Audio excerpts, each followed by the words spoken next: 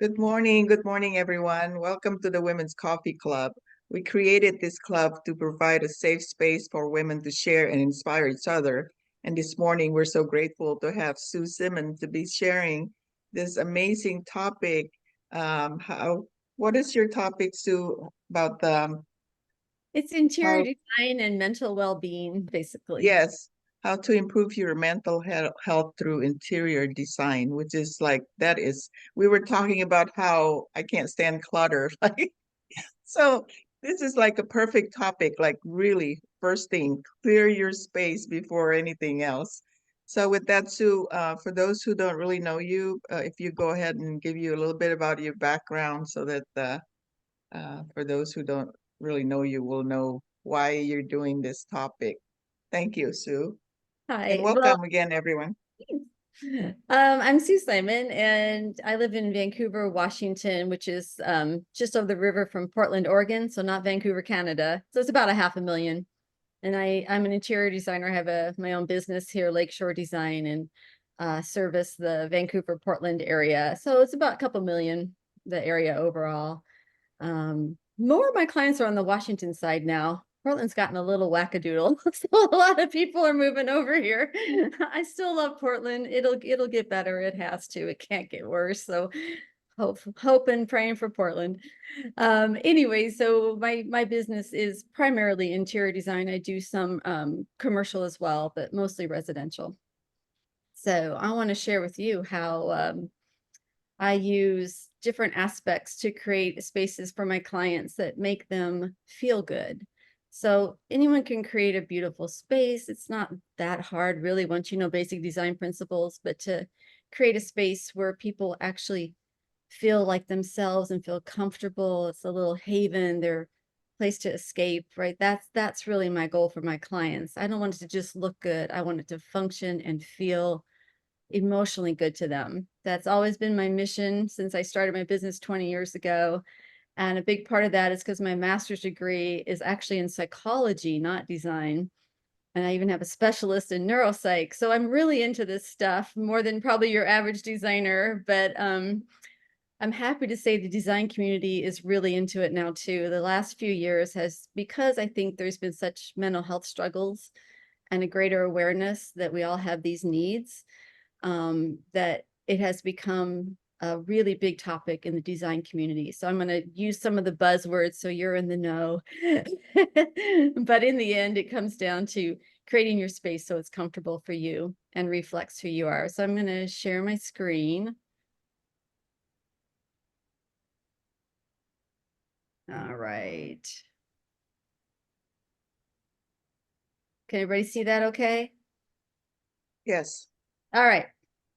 So interior design and mental well-being.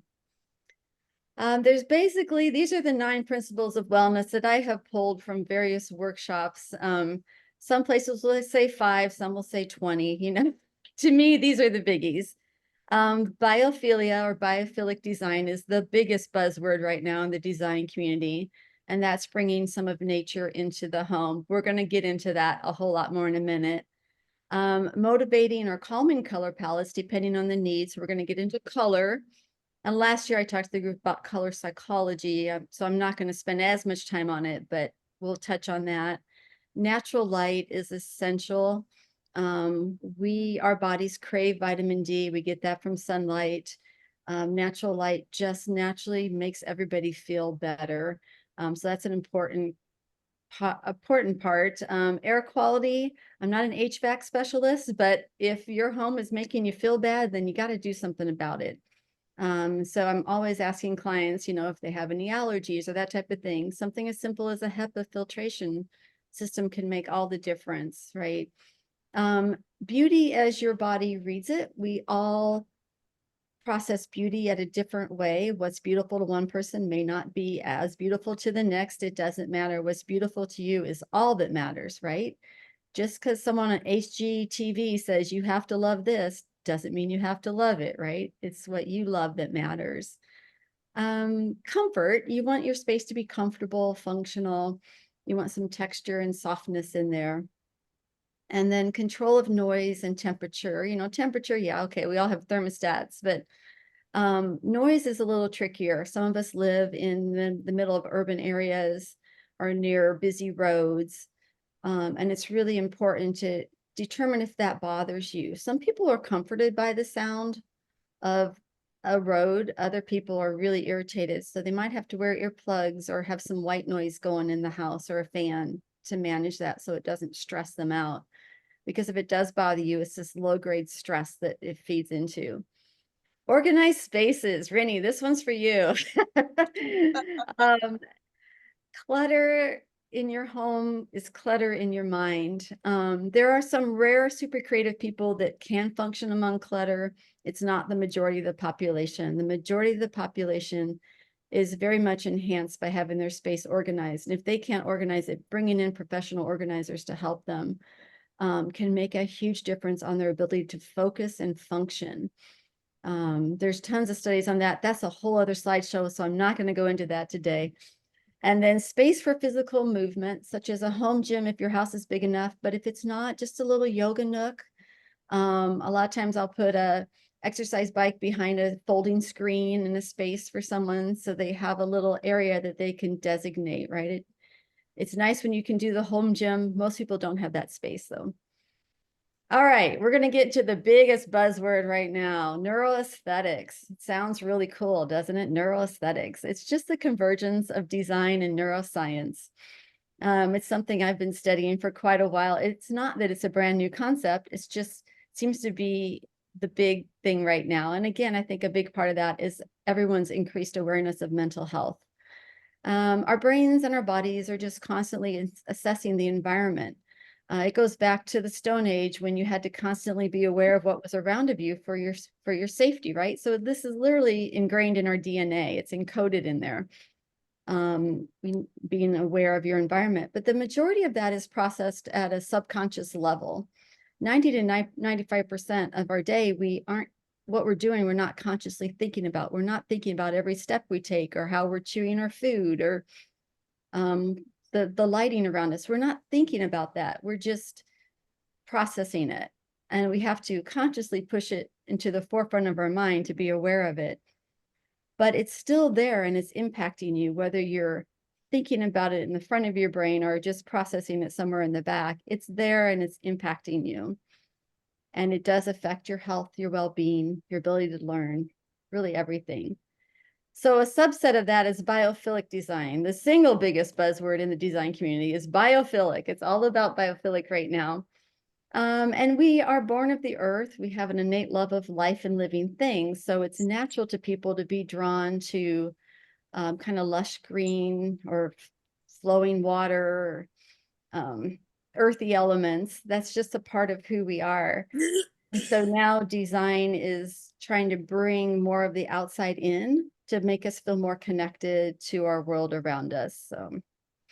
And then the health benefits, well, we'll get into more of the stats on that, but it's pretty impressive on what it can do for productivity, creativity, focus, and mental well-being.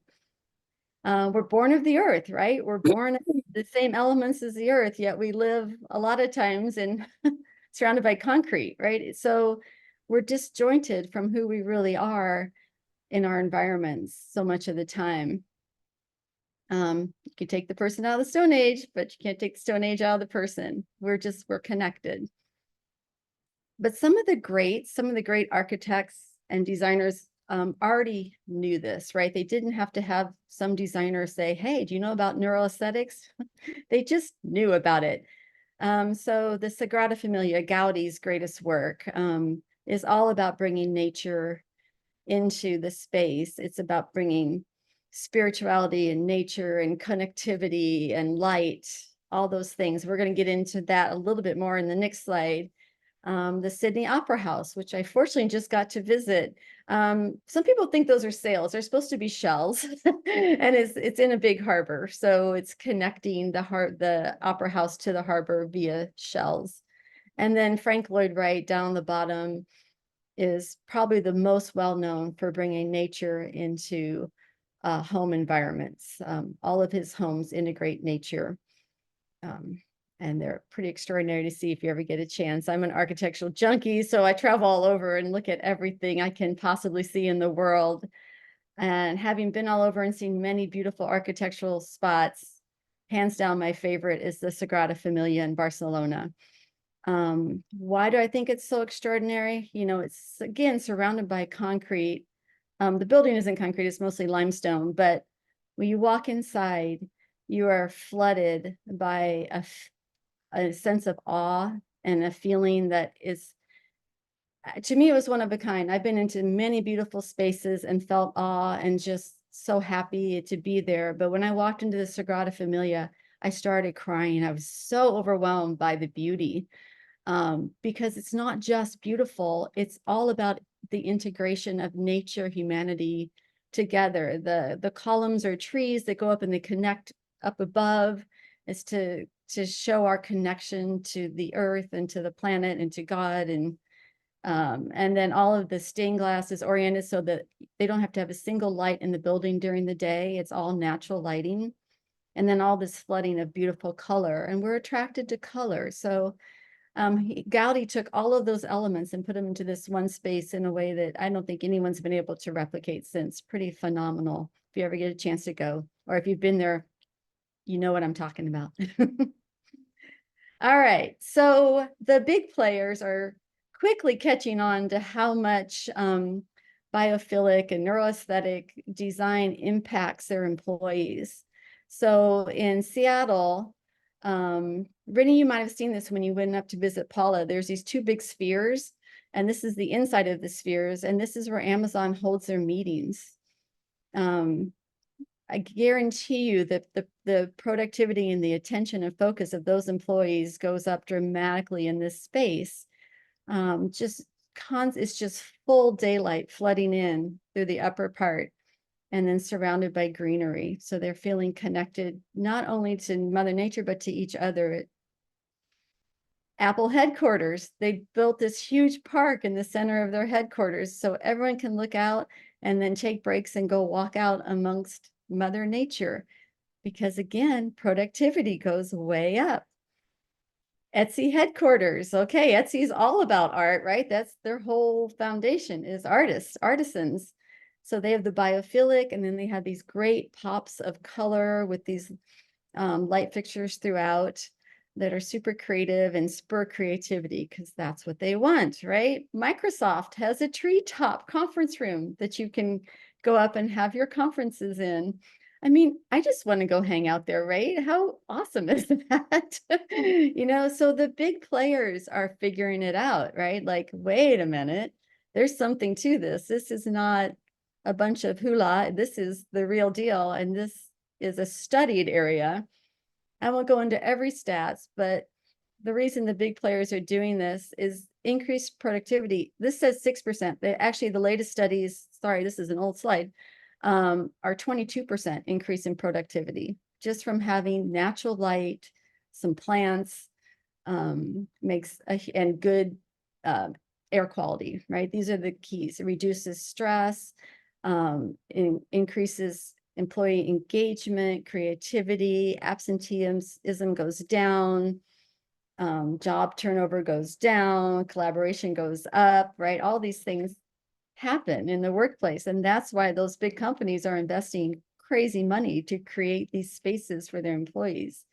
In healthcare, the recovery rates go up by 8% just if there's natural light coming into the hospital. Pain reduction, pain medication goes down 22% just by having natural light and some plants in a room. And the stay in a room that has natural light is on average 2.6 days less than a hospital room with no light. So these are pretty incredible. And then the employee burnout and rate goes way down. And in healthcare in particular, burnout is at an all-time high.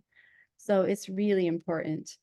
Education, similar results, increased test results, improved performance, improved focus, improved mental well-being. It's phenomenal, the effect that natural light can have. And most of this is natural light, right? And then access to, a lot of schools are bringing in gardens for the students to engage in, because they're finding that also increases engagement on the students and mental wellness, right? Yep. There we go.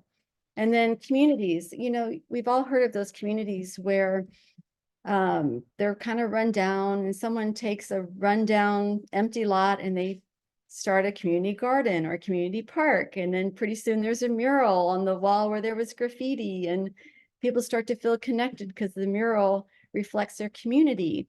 People start to come out of their homes, they start to gather, their mental health goes up, their physical health gets better because they're moving, they're not hiding in their homes anymore.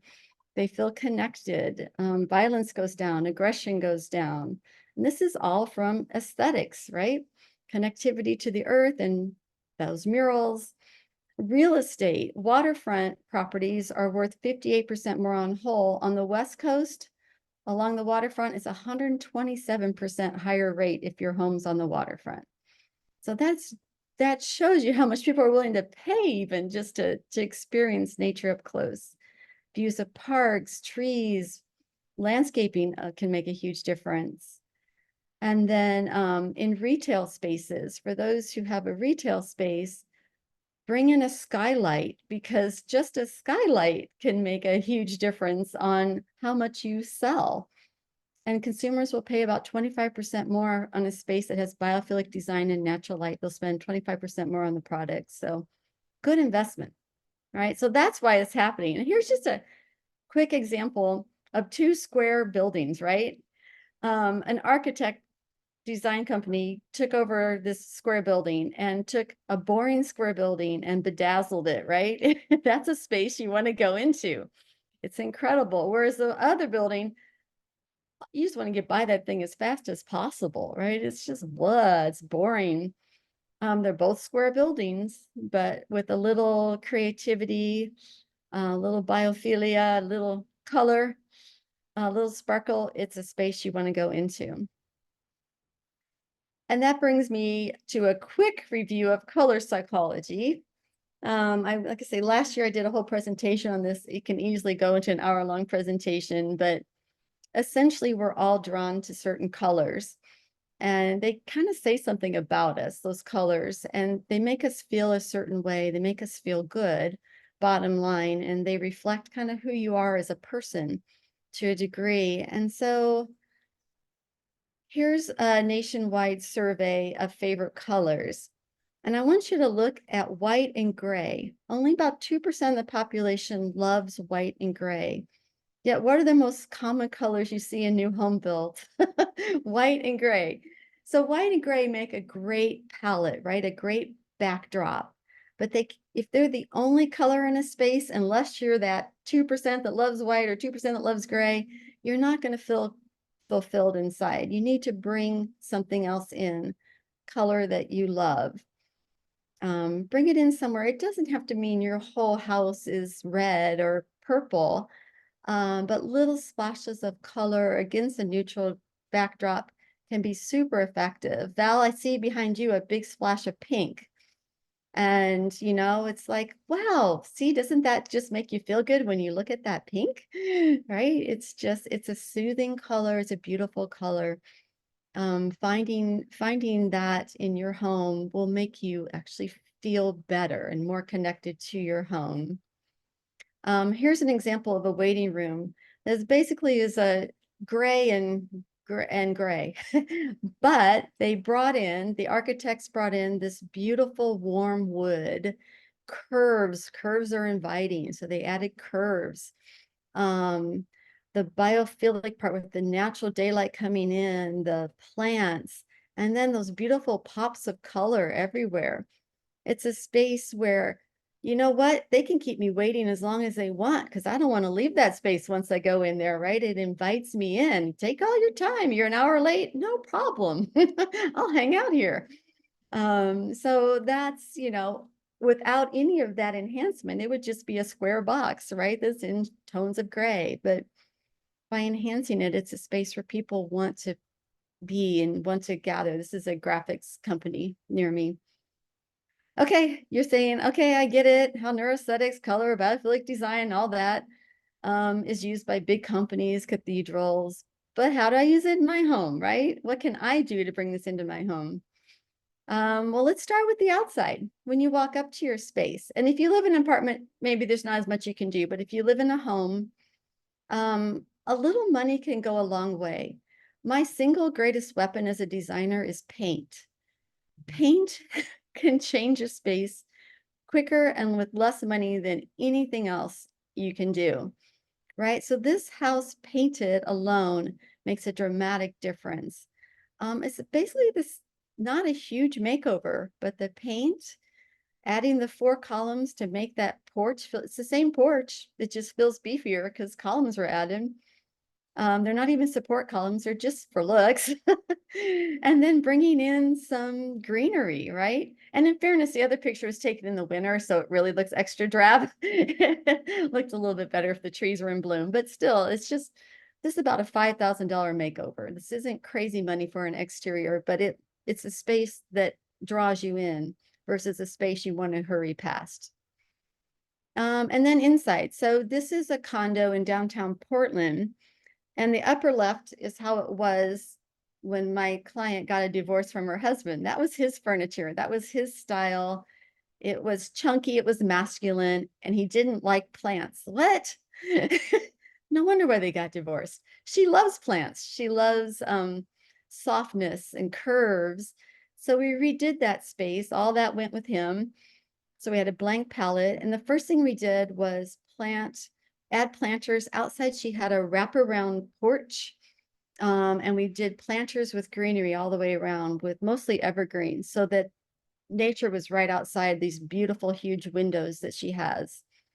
And then we brought in her favorite color, teal, and we brought in curves and softness and lots of plants. And she absolutely loves her space now.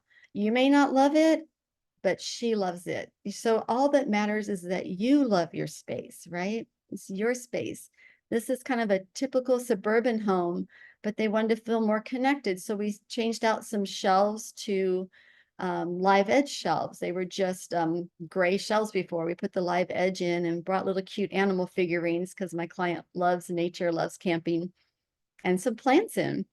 And brought in some blues because she loves water, and just kind of did that. And it makes her so happy. She loves her space now. This home client loves orange and cobalt blue, and it's a very high-end home. So they wanted the sophistication of gray, but then she wanted her colors that she loves. So I found some art that brings all her colors together, and it also has nature because they're also nature lovers. There's a lot of nature lovers in the Northwest. So biophilic design's a pretty easy sell here. We live here because we love nature, right? So we put up with the rain. And then over her kitchen table, that's a nest. The light fixture is actually a nest with little raindrops coming down. So there's just fun things you can do with it too. You know, 1 or 2 elements can make a big difference.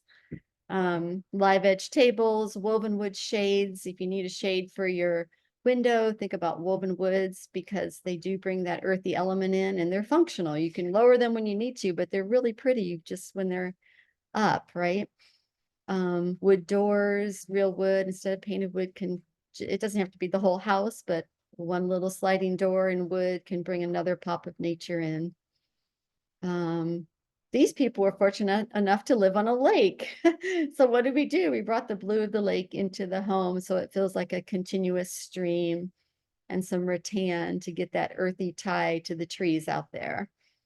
So a little bit can go a long way. Just find something that you love that connects you to Mother Earth, whether it's a funky light fixture that has tulips and vines, or the second picture over, these are just $5 plants from our local grocery store, and that's a $20 feather art from Home Goods, right? It doesn't have to be expensive, right? You can do it on a budget.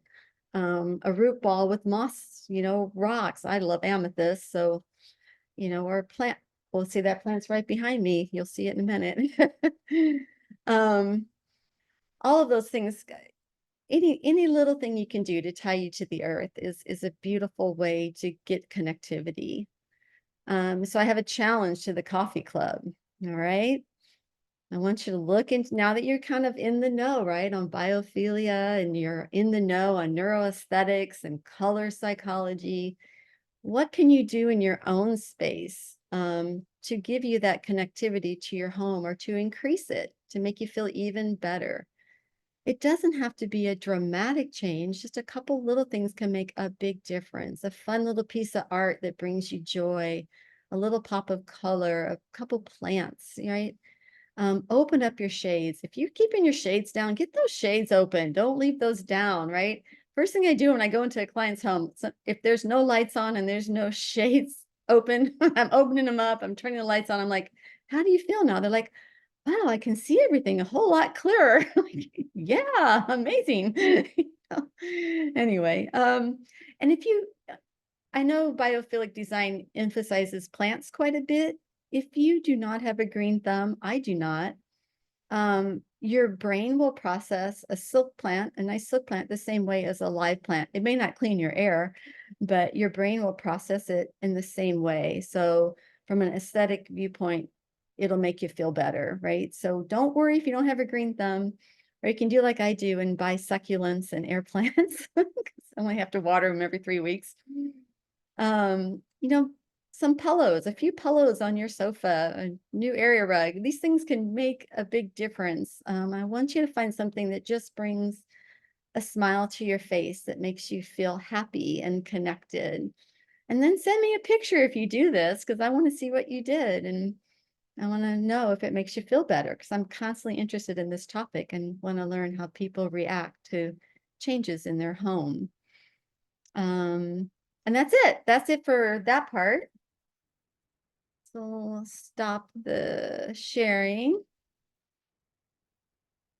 And then I want to hear about from you all what you've done in your own homes, any plans you have to make some changes, and any questions you have. I know I went through that pretty fast. I get excited and sometimes I go too fast because I love it so much. I just want to get it all out there for everybody. Wow, that's amazing, Sue. I think you gave me a lot of good ideas. I love to go to Ross. I don't know what store you go to. I mean, they're so inexpensive, but you can find, what I'm finding is that you gave me a lot of good ideas, Sue. I'm going to try to incorporate some biophilic or whatever this wood earth tone kind of color. But I find that if you like a certain color and you kind of put together and then you incorporate within your space that color that you choose, two or three colors, right? So I don't know. I Yeah. don't know. I'm not a designer, but and I would pull it like even pillow. If I have this little aqua blue color, then there's the little brown or the little gray. Then I would just, in the kitchen, this is a big room, great room here, where it's connecting to my kitchen. So I'll pull the color in different areas that I would incorporate those, if it's, I don't know if that's the right thing to do or not, but You know, it does the old rule used to be, you'd have 70% your base color and 20% your secondary color and 10% your pop. Um, the old rules don't apply anymore. I'm happy to say in today's world of design, kind of anything goes. The scale still applies. You don't want to have little furniture in a giant room or giant furniture in a little room. Other than scale, a lot of the rules have been thrown away. So those old rules, don't worry about them. I have clients that have, pretty much the whole rainbow in their home, like all the colors, and it looks great. I probably should have pulled some of those in there. But that's the old rule. If you want to play it safe, you can use the old rule, but if you just love multiple colors, there's ways to bring it in, right? You can really, it's just everybody has a different level of comfort with color. And so figuring out what makes you comfortable, and sometimes you have to play around with a little bit. But again, your cheapest option is paint, right? Do one accent wall. Got an accent wall behind me. It can make a difference without crazy money, right? and I love what you said that it's really for you. Like what I like may not be what you like, but if that makes a difference for me and I enjoy it and to work in that space, since I sit here, I'm looking at the yard in front of me, then it is me. It may not be for you, but whatever works for you, right, Sue? Is that what you That said? is, I am giving you all 100% permission to do what works for you. All right. Right. Don't do what HGTV says. Oh my gosh, they have been the demise of design. Don't even get me started on that show. That makes me crazy because all they show is the same style over and over. And it's not there's anything wrong with the styles they're showing, but it's so limited. When the TV started, when HGTV started, they had more of a variety. They had shows that had more of a variety and they had realistic budgets on there. Now it's very generic, you know, and it's fine, but it's not. I think it makes people feel like, oh, I have to do that or I'm not in style. But I can tell you none of the high-end homes I'm doing are doing anything remotely close to what you see on HGTV. They want something unique and different. A lot of them I get so crazy on that I can't even put on my website because it might scare some people. But you know, right now I'm working on a 4,000 square foot basement remodel, and it's mostly gray and black with big red pops of color, and it's a Vegas lounge. And we're bringing in custom pool table and foosball table and shuffleboard, and we've got this big round wraparound. I mean, it's going to be spectacular, but some people would be like, what? It's so dark. And it would turn them off instantly. So again, beauty's in the eye of the beholder, right?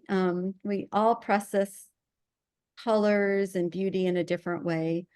And you have to do it your way. Nobody else is living in your home except for you or whoever lives there, but you don't have to please the neighbors. Who cares? Let them do their thing. Do your thing. Yeah, yeah. Let's open it up for a Q&A. Lachelle, what are your thoughts? Sorry, I couldn't get my unmute. I am enjoying my sunlight, and normally I'll flip it off, but when you said open it up, I do every morning. That's one of the things I do is I get natural sunlight, and I think I can't remember if it was December of 2021. I realized I had no plants in my house, and I was in this Zoom room, and these two women pulled out these gorgeous plants, and one of them was a Christmas cactus. So I bought my first plant was a Christmas cactus, and then I have like a little jungle over there, and someone gifted me some tulips, and they're just growing really big, so I can see them right in front of me right now. So yeah, and it's interesting because I've been craving doing some color in my house because it's mostly white and gray. I just haven't had the time to do it, so I'm like, okay, well, I guess the challenge I need to do is paint a wall something. Yeah, So thank you. absolutely. It was inspiring. I love that. Thank you. Yes, absolutely. Sounds good. Val, what are your thoughts? Well, when your presentation today, Sue, was announced by Rini, I was like, I'm gonna attend this. Although I'm very aware of my environment, I understand everything that you were talking about. I apply a lot of rules with them because I truly believe, like you, that our home is our sanctuary. That's where we rejuvenate. And then we can go out more powerful and rejuvenated outside in the world. So I'm a true believer of all this. Some years ago, I got interested into the environment in my home as far as I'm not like everything right now in my apartment is not mine. I am doing an entire rental because I know, although it feels very comfortable, but I know it's not permanent. I don't need to buy right now furniture. So, but I like this environment because it was inviting. The major color were white and gray and dark granite for countertop. And so what you were talking about as far as the different colors that brings in a certain type of energy in the home. So I love art. So this canvas here, which has a very nice pastel, soothing, loving, comforting, that's what brings, when I look at cherry blossom, that That's how I feel. But I have here a very colorful, there we are, right here. There you go. A very colorful painting. I really want to show you it because I'm going to go to a gallery. There we are. These are The Lovers by Carol Scott. Very vibrant colors. And I believe in love, so I want to be reminded every day that love is around. That's beautiful. And then as far as plants, I don't have that many plants because I don't have much time either to, when I travel, then you got to ask friend to water your plants. Nope. But I have a couple of orchids. I had a first orchid that was given to me by my neighbor because she travels a lot. She said, I can't take care of an orchid. I'm like, oh, I'm going to be sedentary for quite a while at the moment. So I have the first orchid and her name was Lilou. And then all of a sudden I thought, Lilou is very temperamental because she hasn't bloomed in a year and a half. I don't know when she wants to bloom, but I'm patient. Her leaves are very vibrant. But and so I said, well, maybe if I get her a little sister. So I brought a mini orchid. It's like that tall. That I found for $10. Okay, so a very small amount of investment. And when I introduced Lilou to, I call the other one Little One. So it's Little One and Lilou. I say, you guys can talk about how making flowers, you know. Well, there you go. That's my story. I'm having a lot of fun with it. Thank you. Yeah, as long as you're having fun with it, who cares? Carol, what are your thoughts? I loved your presentation, Sue. And I am going to take this opportunity right now to get some high-priced advice. The room that I am in is my office. It is / yoga nook / relaxation reading room. And basically it's taupe. I have, I'm going to show all of you here. There is some clutter and I am embarrassed that the clutter is here, but since I have this opportunity for some really talented help here, I'm going to bare my soul and show my clutter. So basically it's taupe. I have a very substantial wood look. Wooden office setup, which is a reddish brownish. It's reddish and brownish. So what I did, since the setup is so, this office shelf is reddish, the color scheme is taupe with little splashes of black. I found this piece of art which picks up the red with the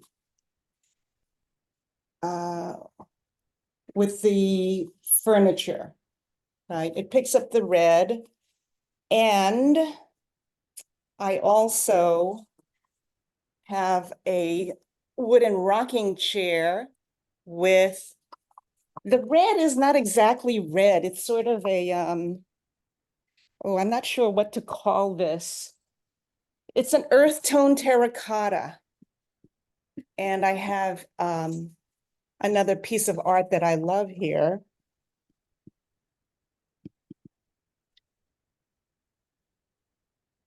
In the same earth tone terracotta, you know. So I'd like to put some plants in here. And my question is, should I introduce another color? Okay, so first of all, I'm really happy to see that you have brought color into your creative space and it's also your yoga space. So the color you chose it's very nice. It's creative color, it's an energizing color, but not so energizing that it takes you off track as you're focusing in yoga, right? So it's really nice choices in colors. That's not cluttered, by the way. I've seen Oh, clutter. I didn't show you the other side of the clutter, the Well, office side. I see it all in my business, and trust me, that's nothing. I think a couple baskets can solve, but no, I think some plants in there, especially since you're using the space for yoga and for your office, will help kind of complete the space, because I think you have all the basics down, right? I think just a few plants will make a huge difference in there. And as far as another color, that is your comfort zone. If you feel like you need another color, with that kind of rosy terracotta zone that you're in, you could bring in greens or blues. You can bring in yellows. Yellows are very stimulating though. So I always Mm, tell people, if you love yellow, bring it in, but it will stimulate you. It'll hype you up. Oranges, and yellows, and reds kind of hype you up a bit. uh-huh. So if you feel like you need to be hyped up in there, those are good tones. If you want to kind of counterbalance, then you can do a more soothing color. Okay, like a blue or green, and especially the plants will bring in Yeah, some the plants green. will bring in green Okay. automatically. And what's nice about plants is they're considered the ultimate neutral, right? They go with everything. Yes.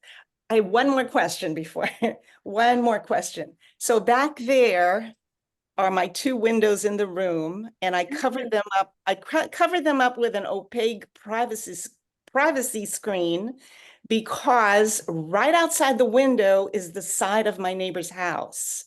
No, that's brilliant, because you're still getting all the natural light in, but then you Okay. have your privacy too. So it's a great solution. Okay, all I right. like that your window coverings, they're there, but they're not blocking any light either, the draperies. That's nice. So you're getting your natural light in. Okay, thank you. Thank you. That Thanks, Sue. sounds good, Carol. Um, Christine, you're next. Self. Hi. Hi. Susan, thank you. It's such a great presentation. I too have a psychology background and have always felt that, well, psychology is in everything, you know, mental health and how we show up. And I recently bought a small condo, and it needed a lot of aesthetic work. And it's been a really slow process, but I'm finally, and I lived in like chaos for probably a good year, because I did the work myself with the help of my daughter. And finally, Rini will know, I was working on my finally painting my bedroom. This whole place had been painted this really unpleasant brown, or like a yellowy tan, and it's not very big. And so the first thing I did was painted the walls like a light, really light peach color, and that made a big difference. And but I did my bedroom. My bedroom was the last room to do, which probably should have been the first. You know, think about it, right? But it's this nice pale pink color, and I feel like it's taking on more characteristics of me and how I want to show up in the world. And so that's really good. I did paint the interior side of my front door a really bright orange. And just because I felt like the room needed more color, or like a splash of something, like, I don't know if I'll keep it orange, but, you know, I like it. It works. I'll tell you, my biggest issue is sound. And as I mentioned, I live in a condo, and on the first floor, and I get a lot of outdoor noise. I invested in brand new windows to block out well, not just the noise, but the windows were very old and needed to be replaced. But are there other things that I could do that would help with noise other than like the running air filters and white noise? I do that a lot, and earplugs or headphones. But I work from home, and I do notice how it affects me, like emotionally. I'll hear the dogs barking, and I tense up, and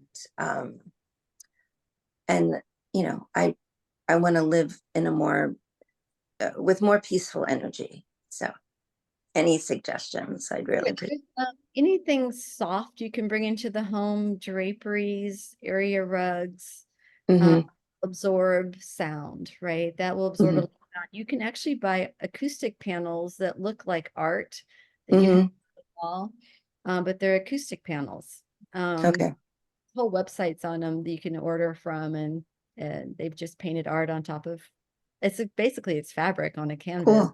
cool. Um, Okay, well, I'll look anything into that. Fabric or fibers will Mhm. dead sound a bit. It definitely helps. Okay, all right. Thanks a lot. It was really great. Thank you. Thank you, Christine. Of course. Kathleen, you're next.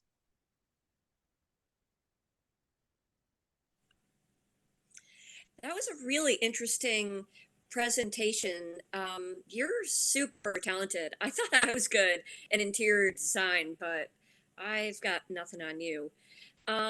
So I do have a question. My house is for sale, and it's all neutrals now, and I've heard that that was the best for selling your house, but I'm wondering, is there a spot maybe going up my stairs or one wall in my dining room that I could use as an accent wall in a darker shade of a neutral tone? Or what do you think the best inexpensive uh, changes are best when you're selling your home? So that's a completely different thing. So I do help some real estate agents with staging, and it's the polar opposite of what I love to do because I like to personalize the space. But when you sell, you want to depersonalize the space. So you're not wrong in going neutral. But you can bring in some colors that everybody tends to like. Blue is the most popular color. So if you want to do a splash of color, you're pretty safe with blue, but I wouldn't paint a whole wall. I would just bring in some blue accessories, or you can do green, some plants, of course. Everybody likes plants, right? Nobody's opposed to plants. So you want to depersonalize, declutter when you're selling a home, more of a neutral palette, but little pops of popular colors are okay, like a bowl or a vase or what else? Or like area rug. Those are all fine to bring in color that way, but you don't want to necessarily paint any walls the colors, because you want people to walk in and envision kind of making it their home. So if it's more of a blank palette, they can see themselves coming in and bringing in their own style to it. So you were smart to make it neutral.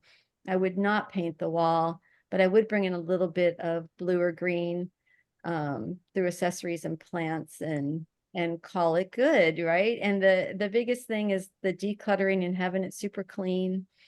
Those are what matter. And the front door needs to be in good shape, because if the front door isn't in good shape, they won't even walk in. So there's kind of a quick staging 101. There's more to it, but I'm sure your real estate agent can give you some advice on that too. Yeah, thank you so much. That is good advice. So when you're selling, you have to make it neutral for people to envision how they can see the house being their house, not your house. What a great idea. Thank you so much. It always Jane, you A little go ahead. sad to have to take things out of people's homes when they're trying to sell, but yeah, you want people to, and don't leave any family photos up and religious artifacts. You really want it just a blank palette. You kind of, Wow, yeah. good advice. Thank you. Jane? Yeah, Sue, you are very talented. Thank you for sharing so many beautiful pictures of Spain. Oh, I can see why you were crying in that space. It's like it knocked me out, and I wasn't even standing in it. And Microsoft and Etsy, and it's so nice to see what how plugged in, I guess, corporate America can be to their people. And so that was wonderful.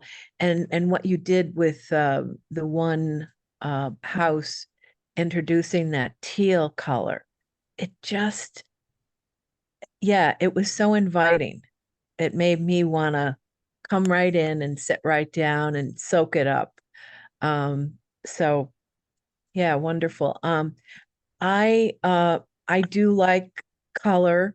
Um, I tend to be a plant person, but and I'm actually a gardener, but I sold my house last fall, and for the first time in 45 years, I'm living in an apartment.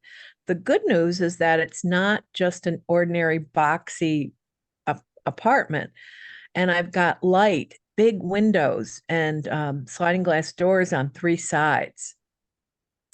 So I've got lots of light, and it snowed about 3 inches here where I am in upstate New York last night. And I look out onto, I go out on my deck and I look out onto woods, and and with a creek. And so it's really lovely, but I did have to try a little bit harder to I guess to bring something in. And so I paint on canvas. So that's my version of bringing color in. I guess, I don't know if you can, let's see if you can see, like this is one of my paintings. Can you see that? You have your background blurred, so I can only see the colors. Oh, okay. Gotcha. All right. Well, it's a sunflower. And so that's what I use to introduce color into my life. Um, and along with plants, I find that the green really will take you a long way. It really makes me happy, and just like really interesting pots, you know, are lots of texture with I use a lot of rattan and bamboo and that type of thing for my planters. And another thing that I've done is I went a couple years ago, even when I was living in my house, and I would go to the consignment stores, thrift stores, and I found furniture, and I used chalk paints to paint some of the furniture and do hardware, really unique hardware on it. I had a desk that was almost as old as me, and I painted it and put hardware on it, and I did different colors, like streaks of colors faintly, almost like it looked like a gentle aurora borealis. Because I get bored in life and I have to have my surroundings, pop in here.